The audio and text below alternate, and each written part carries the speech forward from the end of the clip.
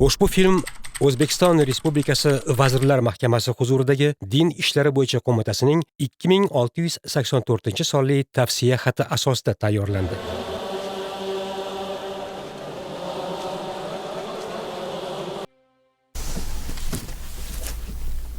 Sizda gapim bor edi.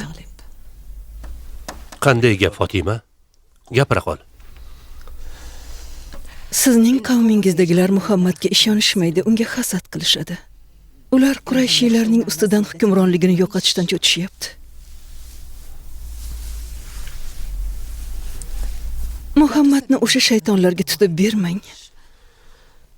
Muhammadni tutib bermang. Alloh haqqi o'tinaman. Muhammadni tutib bermang. Fotima, sen ham islomni qabul qildingmi?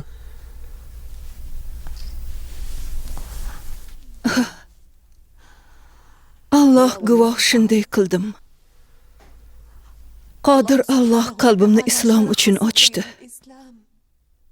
Ey Abu Tolib, men islomni qabul qilib musulmon bo'ldim. Alloh haqqi bu haqiqat. Haqiqat.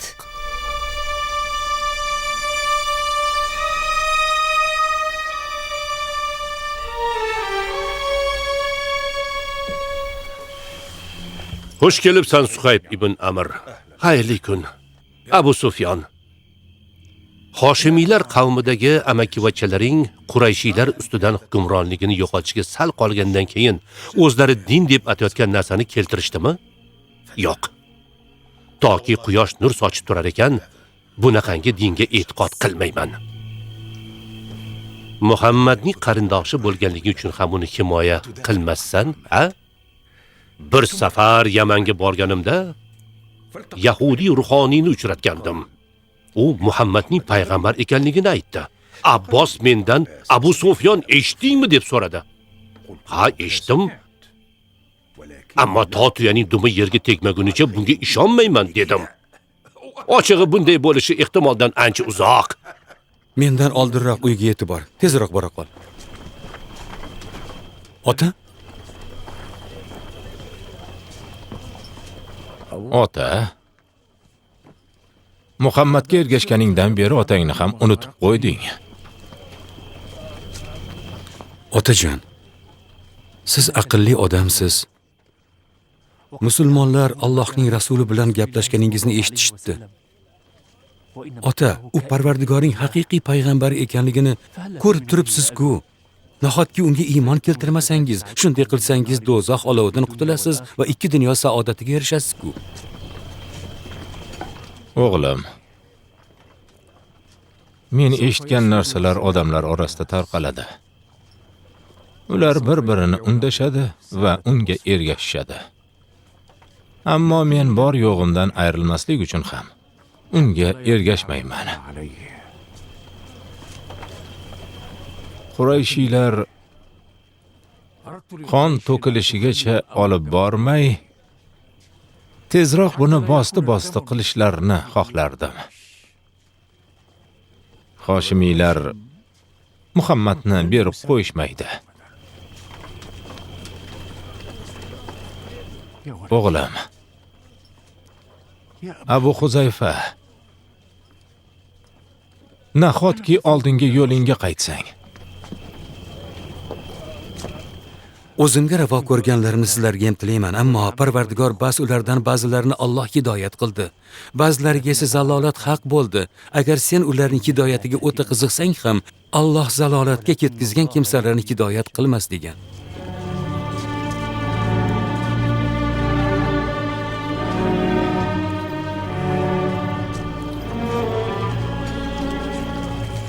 Hamza aka, tezroq Abu Tolib akamizni uyiga boring. Tinchlikmi? Uning uyida nimadir bo'libdimi? Ularning uyiga butun Makka ahli to'planibdi. Abu Tolib akamga biror korxol bo'lmasin deb qo'rqyapman. Keyin Allohning rasuliga ham. Sofiya. Boring, tezroq bora qoling, boring. Alloh haqqi qasam ichamanki, agar boshidan bir tola soch to'kilgudek bo'lsa, qilichim o'zining kuchini ko'rsatadi. Ey Aymanning onasi, Allohning Rasuli sallallohu alayhi va sallam Allohning marhamati va rahmatiga noil bo'lsin. ul zot Abu Talibning uyiga ketdilar. Nega ketadi? Unga biron nima bo'libdimi? Yo'q. Faqat bir tali Qurayshiylar Abu Talib bilan Allohning Rasuli haqida gaplashish uchun to'planishibdi. Uni mushriklarning hiylalaridan Alloh asrasin. Allohni o'zi uni hiylalardan asrasin.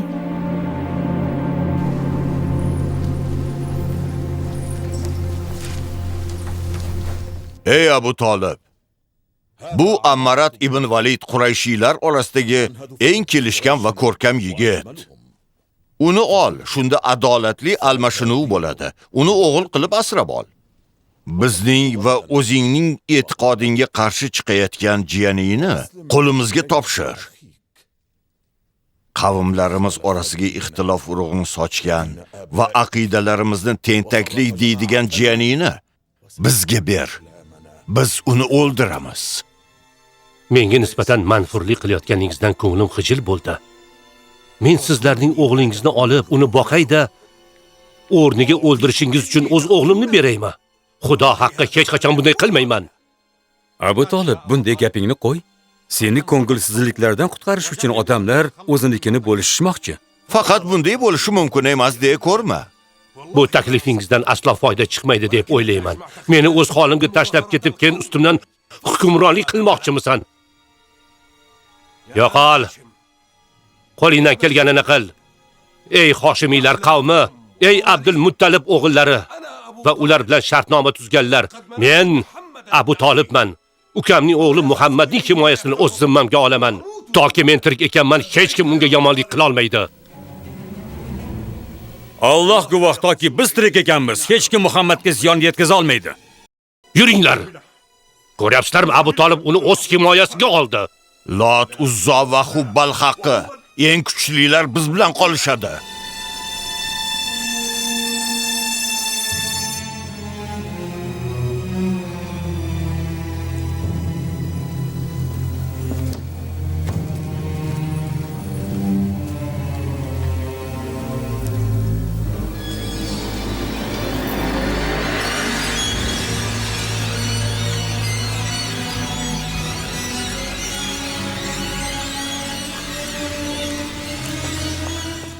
Qurayshiylar bizning yordamimiz bilan kuchli bo'lishgan.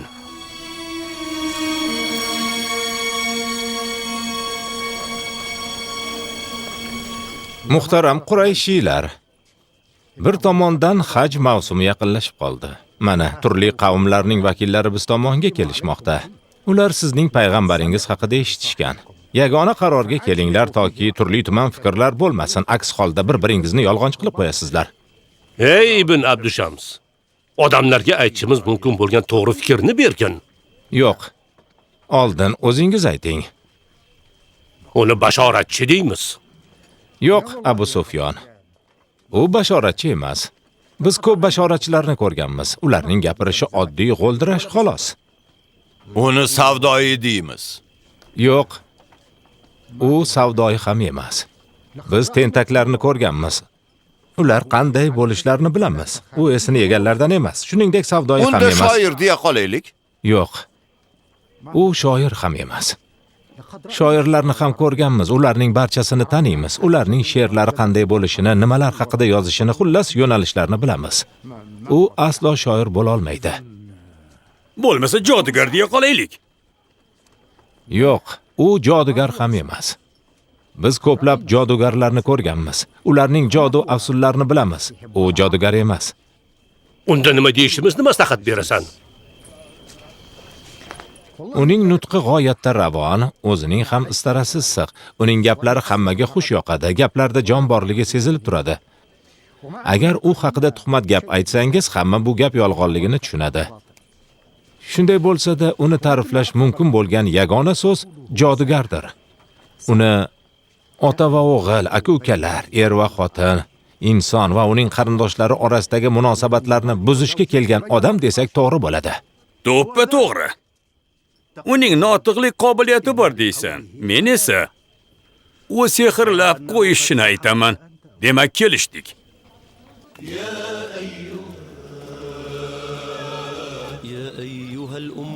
Yozishni ham, o'qishni ham bilmaydigan zot. Senga yetarli o'zingdagi jami bilimlar. Ortingdan quvib yetolmas fozilu olimlar. Shunchalar besarhadki sendagi bilimlar. Seni uchratganda beyronu o'ta bilimdon, turli zabon insonlar hayratda qolar. Vahiylar jamlangan muqaddas Qur'on, dunyodagi eng katta mo'jiza, ishon. Izlaganlar topishi muqarrar har on. Cho'lda o'z e'tiqodingni yaratding, chunon shoiru jodugarlar unsiz qolgan zamon.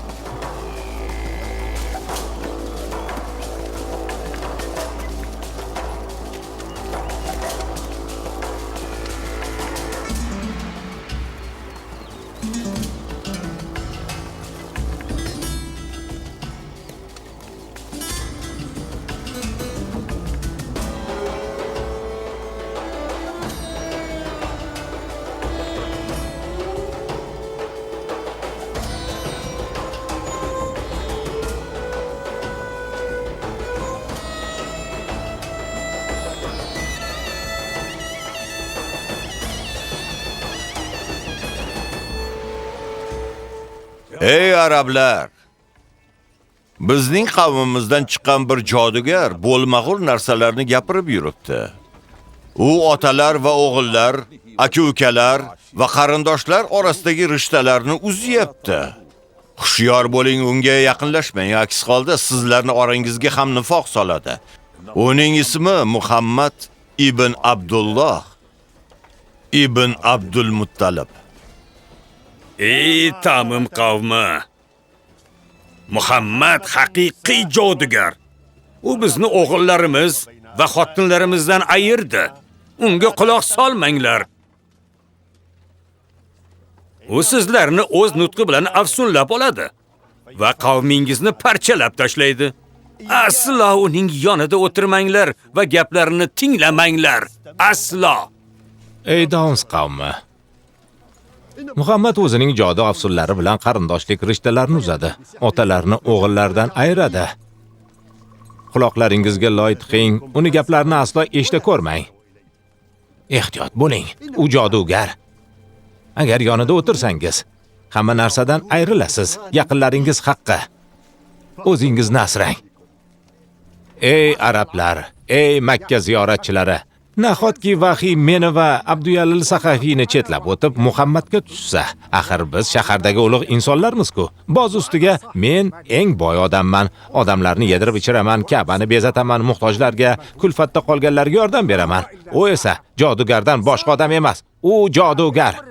U Qurayshiylarni bo'lib yuboradigan fikr bilan keldi. Uning so'zlarini aslo tinglay ko'rmang. Aks holda hamma narsangizdan mosuvo bo'lib g'am alamga botasizlar. U Alloh tomonidan yuborilganini aytayapti. Bu so'zlar safsata, aslo ishona ko'rmang. Bu so'zlar bilan u Qurayshiylarning o'g'illarini rom etib, ularning birdamligini yo'qotyapti. O'ta ehtiyotkor bo'linglar. Undan ehtiyot bo'linglar.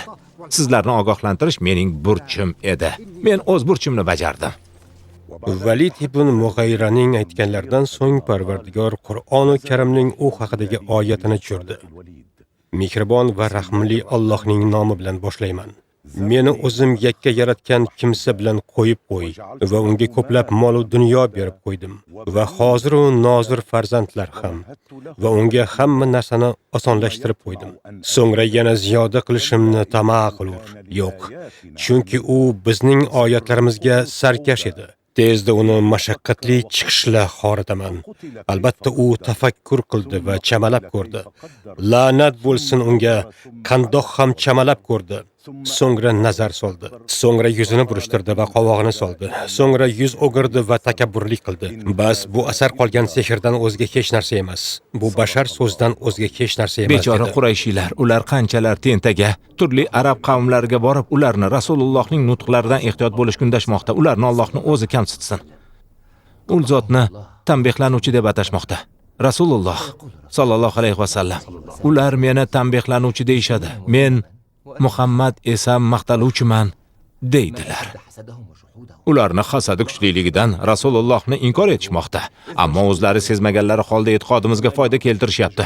Mishmishlar tarqatib, arab qavmlarini u haqda xabardor qilishdi. Ha, to'g'ri. Davs qavmining rahnamolaridan biri bo'lgan Tufayl ibn Amr Davsi allaqachon islomni qabul qildi. Undan oldin esa Abu Zar qabul qilgandi. Alloh barcha arablarni islom yo'liga yo'naltiradi deb umid qilaman. Bechora Qurayshiylarning nafrati naqadar ulkana.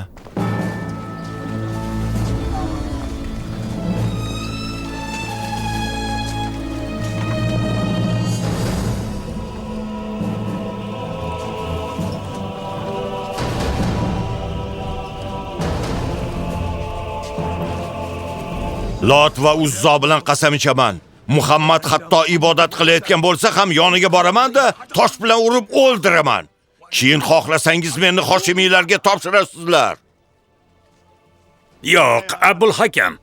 Seni hech kimga bermoqchi emasmiz. Yuringlar.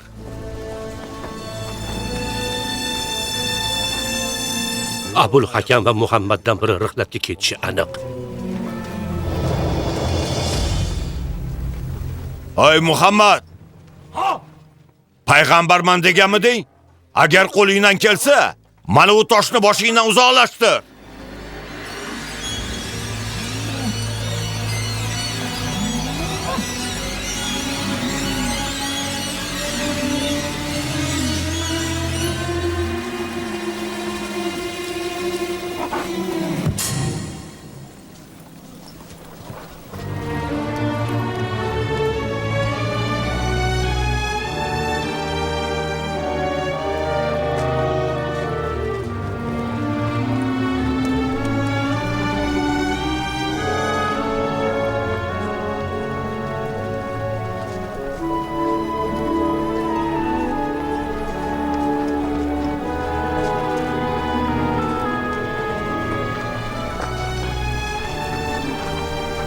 Qani gapirchi Abul Hakam? Nimalar qilding? Uni o'ldirish uchun borgan edim. Ammo bir tuya og'zini ochib, qarshimga turib oldi. Bunaqasini umrimda ko'rmagandim. Agar Muhammadga yaqinlashsam, tuya meni yeb qo'yishi vajohatidan ko'rinib turardi. Ajoyib ish bo'libdi. Qoyil. Ajoyib u g'aroyib.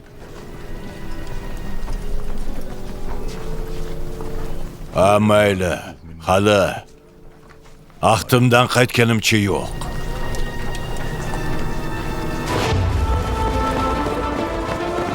Qayoqqa yuguryapsizlar? Abu Jahl Rasulullohni o'ldirmoqchi.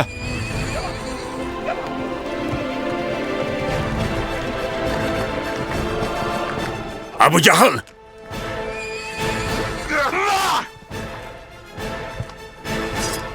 Yo'q, Qo'lingdan kelsa, mana menga qarshilik qilchi. unga tegmang. Uni jiyani haqida yomon gaplar aytdim. Men Muhammadning e'tiqodiga o'tdim. Men ham u aytgan gaplarni aytaman.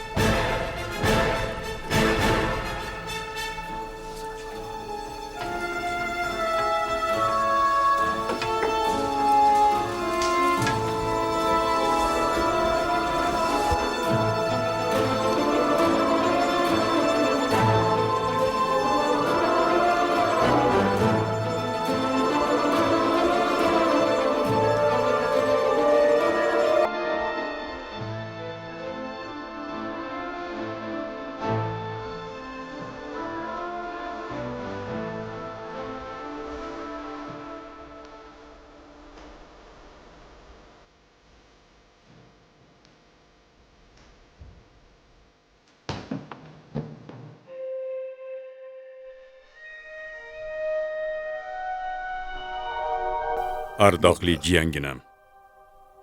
Tunlari sahroda tentirab yurganimda yaratgan 4 devor ichiga qo'yish mumkin bo'lgan narsalardan ulug'roq ekanligini his etaman. Sen o'z e'tiqoding bilan mutlaqo haqligingga iymon keltiraman. Jiyanim, o'z e'tiqodingni e'lon qil. Xudo haqqi to menga osmonning soyasi tushib turar ekan, Qurayshiylarning mushrikligiga amal qilishni xohlamayman. Allohdan o'zga iloh yo'qligiga va Muhammad Allohning rasuli ekanligiga guvohlik beraman. Ashhadu alla ilaha illalloh va ashhadu anna Muhammadan abduhu va rasuluh. Qaranglar. Ana u betafiq Ka'ba atrofini tavof qilyapti, xuddi bizdek qilyapti. E'tiqodimizdan o'zlashtiryapti. Hoshimiylarning afsungarligi. La'nati Muhammad. U Parvardigor tomonidan yuborilganligini aytayapti, ammo u bunga munosib emas. Yuringlar. Uni mazaxlab, ustidan kulib kelamiz. Yuring. Gapining o'zi kulgili-ku. U payg'ambar emish-a? Nasroniylarning va'zlarini tinglaydi-da, keyin eshitganlarni bizga aytib beradi. Shu tariqa ustimizdan kulaman deb o'ylaydi shekilli. U Qurayshiylarning ustidan kulyapti.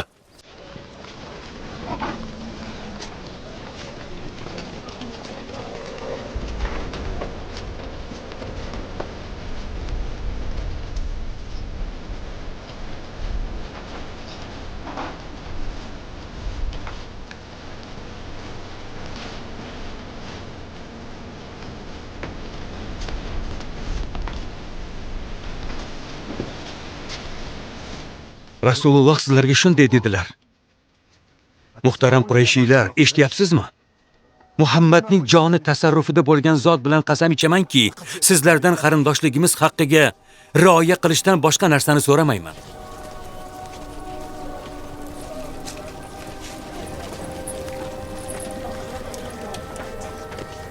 Ey Abul Qosim, bora qol, Xudo haqqi sen hech qachon omi bo'lmagansan. Yo Rasululloh, siz uchun hayotimni berishga roziman.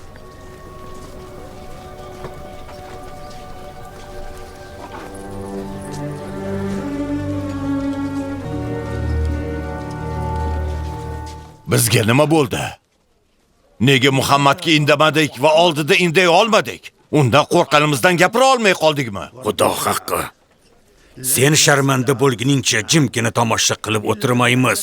Hammamiz bir bo'lib bostirib boramiz. Ha, albatta, xuddi shunday qilishimiz kerak. To'ppa to'g'ri. Shunda Qurayshiylar biz haqimizda boshqa gapirishmaydi.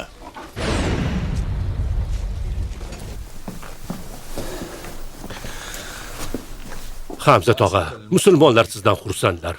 Meni haqiqiy e'tiqodga yo'naltirgan Allohga hamd va sanolar bo'lsin. Ko'ryapsan, ov qilish va ko'ngil ochishlarni to'xtatdim. Qalbimda Alloh taologa manzur bo'lish istagidan boshqa hech nima qolmadi.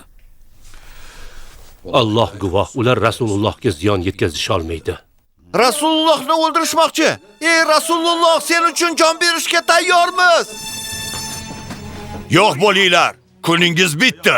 Hoy Abu Bakr, nima xiyonatkor Muhammadni himoya qilyapsanmi? Mening Parvardigorim Alloh degani uchungina odamni o'ldirish mumkinmi? Jim, qizishma. Hoy Qurayshiylar, Xudo haqqi hech qaysingizni ayab o'tirmayman. Uka, o'zingni bor. Buning iloji yo'q. Hamza, og'irroq bo'l.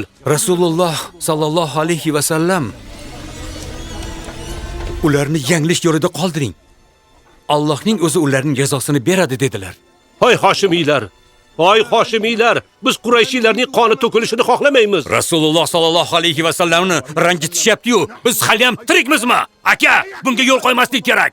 Muhammad senga vasmin bo'l deyapti. Ularni qiynashyapti Abu Bakr. Hoy musulmonlar, qachongacha bularga chidaymiz axir? Alloh tomonidan belgilangan qaror amalga oshguniga qadar.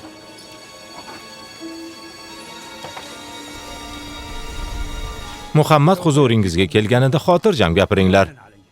Unga xush muomalada bo'ling. Vaholanki bu o'zingiz istayotganingizdan ko'ra ma'qulroq. Unda u bilan kim gaplashadi?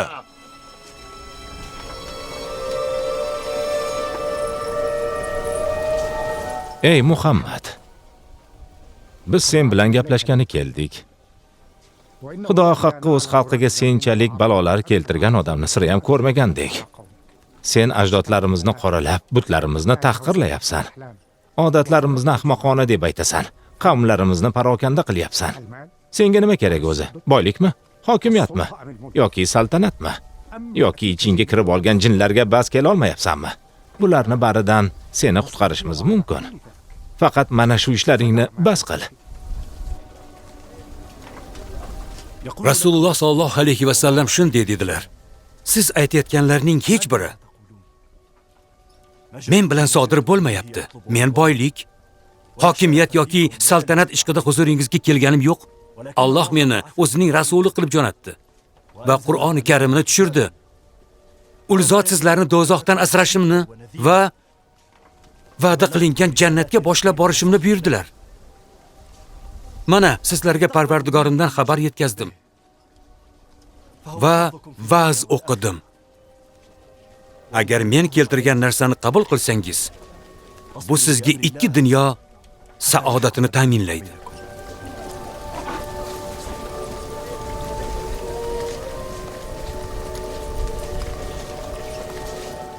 Ey Muhammad, dunyoda bizdan-da qashshoqroq ahvolda va bizdan-da noqulayroq sharoitda yashaydigan boshqa xalq yo'qligini bilasan. Xo'sh, shunday ekan, Parvardigoringdan iltijo qil, toki bizni siqib qo'ygan mana bu tog'larni yo'q qilsin. Bizni shahrimizdagi hayotni yengillashtirsin. Ha, shunday qilsinki, bizda ham xuddi Shom va Iroqdagi kabi daryolar to'lib oqsin. Bizni bobokalonlarimizni, ayniqsa Qusay ibn Kilobni tiriltirsin. Chunki u rostgo'y inson bo'lgan va biz undan seni aytganlaring rostmi yolg'onligini so'ray olamiz. Bobokalonlarimiz sen aytgan narsalarni rost deyishsa, seni ilohingga iymon keltiramiz. Sening darajangga va o'zi seni payg'ambar qilib tayinlaganiga ishonamiz.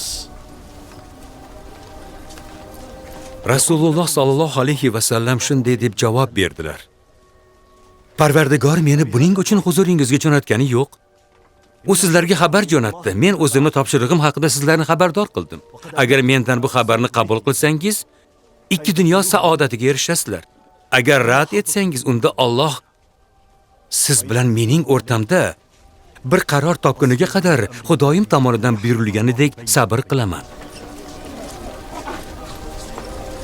Ey Muhammad, unda Parvardigoringdan so'ra toki sening rost gapirayotganingni tasdiqlovchi farishtani huzurimga jo'natsin. Undan seni o'zing da'vo qilayotgan narsalar uchun muhtoj bo'lmaydigan darajada oltin va kumush to'la xazinalar berishini, bog'lar va qal'alar yaratishini so'ragan. Axir sen xuddi biz kabi bozorlarda yurasan, el qatori ro'zg'or tebratish uchun ishlaysan. Aytganlarimiz bo'lsa, haqiqatdan ham buyuk inson, o'zing da'vo qilganingdek Rasululloh ekanligingga ishonamiz. Rasululloh shunday dedilar. Men bunday qilmayman. Sizlar talab qilayotgan narsalarni o'z Parvardigoridan so'raydigan insonlardan emasman. Men buning uchun huzuringizga jo'natilgan emasman. Agar buni qabul qilsangiz, ikkala dunyoda ham yaxshiliklarga erishasiz. Agar qabul qilmasangiz,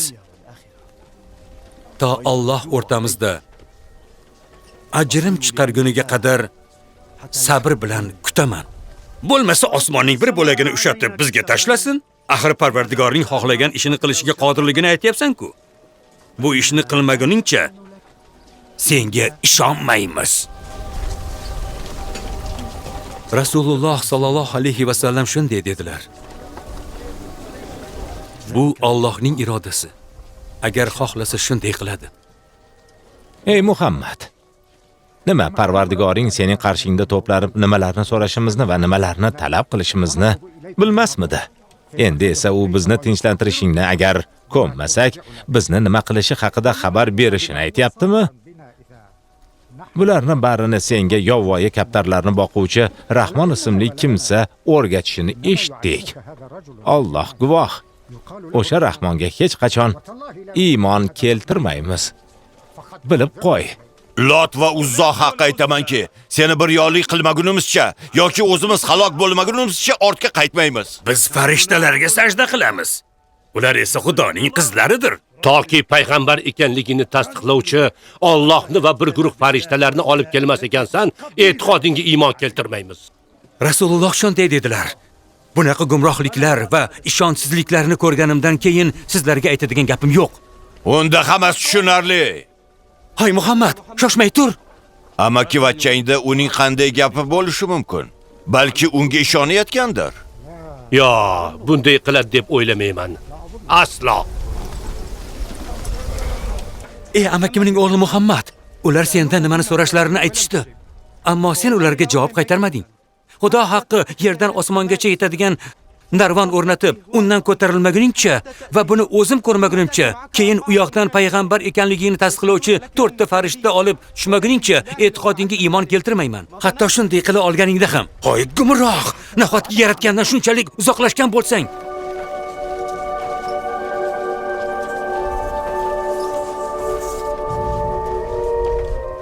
Uni afv eting, Rasul akram. Ey Qurayshiylar, Lot va Uzzo haqqa hali ham bu odamga qarshi biron iloj topolmagansiz. O'zing biron foydali gap ayta olasanmi? Sen chiroyli gapirasan, ko'p hikoyalarni bilasan. Xudo haqqi orangizda hech kim Muhammadni menchalik yomon ko'rmaydi. Shunga qaramay u sizlar aytganingizdek jodugar ham, jinni ham, shoir va bashoratchi ham emas. Buni o'zingiz ko'ryapsiz. Yoki noto'g'ri aytdimmi? Hoy Nazir, fikringni ochiqroq tushuntir. Sen ko'p sayohat qilgansan. Hirotni, Forisni va Iroqni yaxshi bilasan. Xudo haqqi, mening Isfandiyor va Rustam haqidagi hikoyalarimni tinglagan odam mendan yaxshiroq roviy yo'qligini tan oladi. Mayli, tinglab baho beraversan. Nazir, menimcha sen Yasribga borib, Yahudiy ruhoniylari bilan maslahatlashganing ma'qul.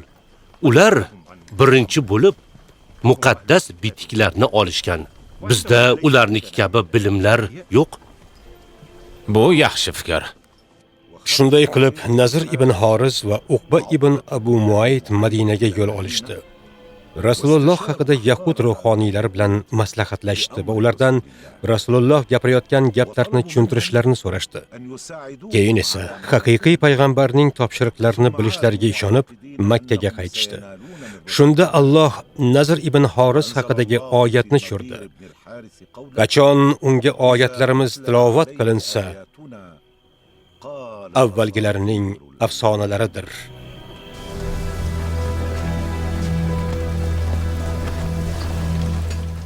O'tir. Mana Yasribdan qaytib keldik. Yahud ruhoniylari undan ba'zi narsalarni so'rashimizni agar to'g'ri javob bersa, unda bu odam haqiqiy payg'ambar bo'lishini aytishdi.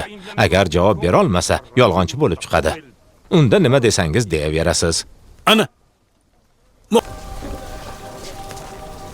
Bizga 1-asrda yashagan yigitlar haqidagi ajoyib rivoyatni aytib ber. Yerning g'arbiy va sharqiy taraflarida sayohat qilgan odam haqida ham so'zlab ber. Insonning ruhi nimaligini, nimadan iborat ekanligini aytib ber. Rasululloh sallallohu alayhi va sallam shunday dedilar. Menga ertagacha vaqt bering. Mayli, beramiz. Rasululloh sallallohu alayhi va sallam vahiy kelishini roppa-rosa 15 kun kutibdilar.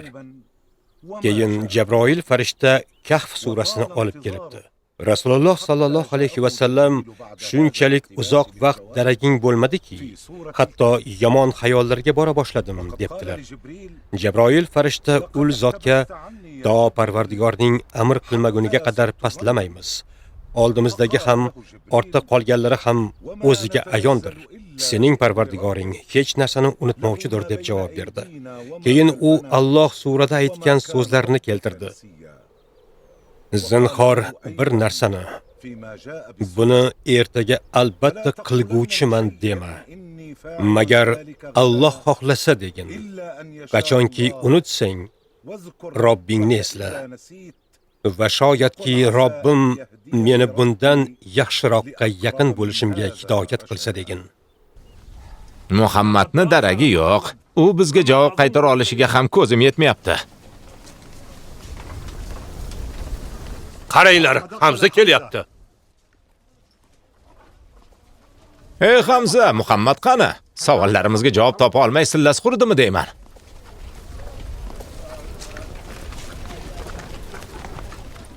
Rasululloh sallallohu alayhi va sallam siz so'ragan narsalar haqida vahiy kelganini ma'lum qildilar.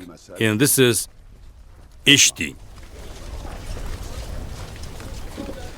Kahf va bitik egalarini bizning ajoyib oyat belgilarimizdan deb o'yladingmi? Qachonki yigitlar Kahfdan joy olganlarida, "Ey Robbimiz, bizga o'z huzuringdan rahmat bergin va ishimizni o'zing to'g'rilagin" dedilar.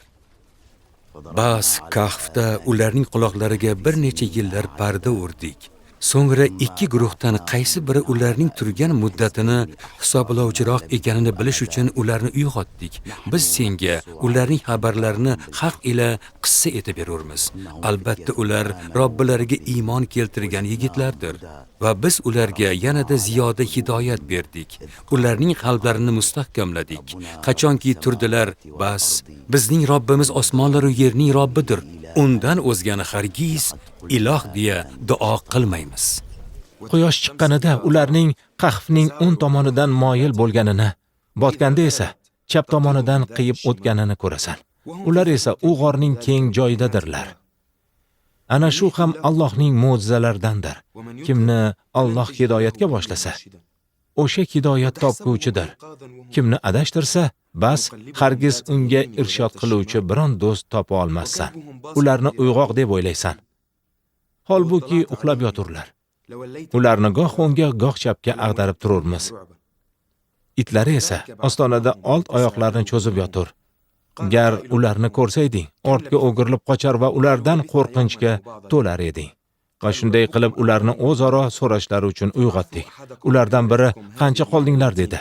Ular bir kun yoki bir kunning ba'zisicha qoldik deyishdi.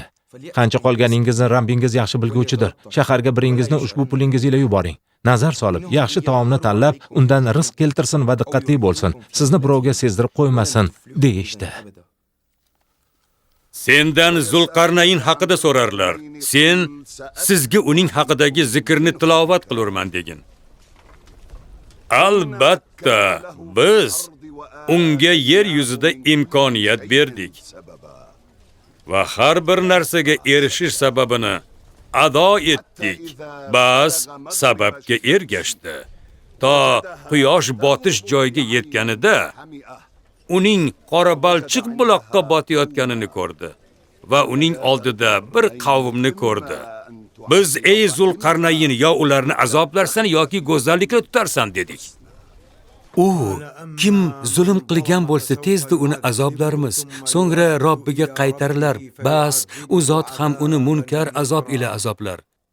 Ammo iymon keltirib yaxshi amallar qilganlarga esa ularga go'zal mukofot bordir va unga o'z ishimizdan osonini ayturmiz dedi.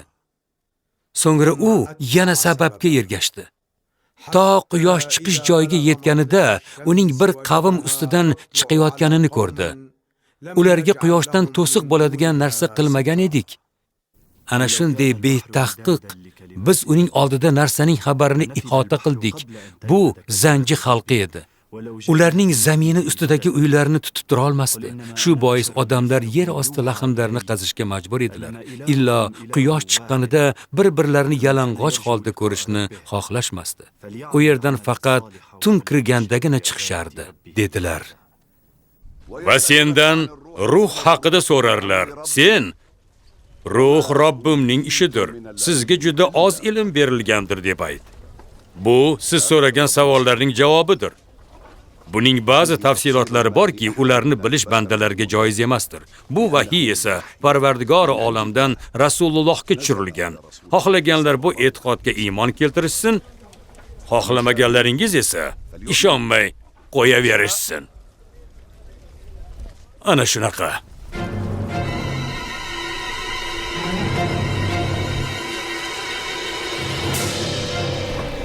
Uni hech nima qila olmaysizlar. Meni gapimga kirganingizda edi. Baxtli bo'lardingiz. Mushriklarning tog'larni joyidan jildirish, yerni parchalash va marhumlarni tiriltirish haqidagi talablariga javoban Alloh o'zining rasuliga oyatlar tushiribdi.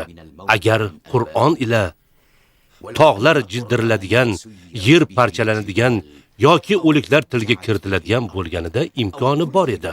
Bu ishlarning barchasi Allohga xosdir. Bu gumrohlarning qalblari haqiqat kirmaydigan darajada qulflanib qolganmi? Shu bilan Alloh ularni jazolashga qaror qilgandir, bechoralar. Ilgari arablarning barchasi havas qilgulik oqil insonlar edi. Endi miyasiz bir inson bo'lib qolishdi. Ey Said, akam Umarga ichim achiyapti. Umargami? Ha, akam Umarga. Xudo haqqi, akam aql borasida hammadan yuksakroq, baquvvat va kuchli odam. Qaniydi Alloh akamni qalbini islom uchun ochsa.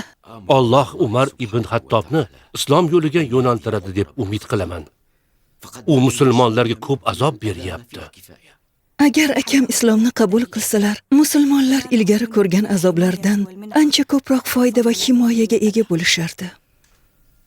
Ey Alloh, Umar ibn Hattobni to'g'ri yo'lga yo'naltir va qalbini islom uchun ochgin. Parvardigori olam aytdiki, biz sendan oldin yuborgan payg'ambarlarimiz ham albatta taom yer va bozorlarda yurar edilar.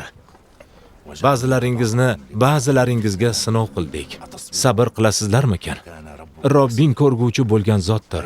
Bu esa Alloh bizni bir-birimiz uchun sinov qilganini, sabr qilishingiz lozimligini bildiradi. Agar Alloh barcha odamlar uning rasuliga bo'ysunishlarini xohlaganida buni albatta qilgan bo'lardi. Va Alloh Rasulullohga Ubaydulloh ibn Umayya haqidagi oyatni tushirdi.